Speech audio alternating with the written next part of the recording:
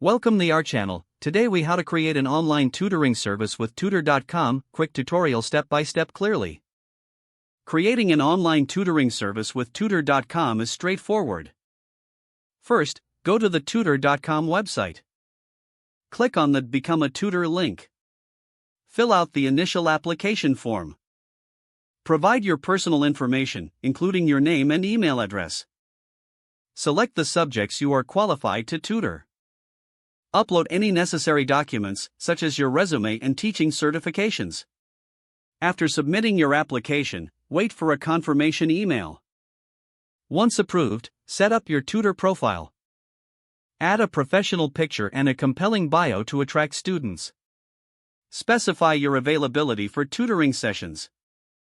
Explore the tutor.com platform to familiarize yourself with its features. Review the payment structure to understand how you will be compensated.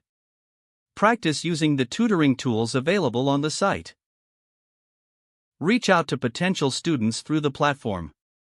Schedule your first tutoring session. Prepare thoroughly for each session to ensure student success. Utilize feedback from students to improve your teaching methods. Engage with the tutor.com community for additional support and resources. Continuously update your profile to reflect your latest qualifications and experiences. Monitor your progress and adjust your approach based on student needs. If the page does not load, refresh the browser or try again in a private or incognito window. Make sure you are using the correct email address, then retype it carefully to avoid small typos. If your password is not accepted, use the reset option and create a new strong password you can remember. Check your spam folder for verification or security emails, then complete any requested confirmation steps. Enable two-factor authentication if available to improve account security and reduce unauthorized access risk. After signing in, review your profile details so your contact information and settings are accurate and current.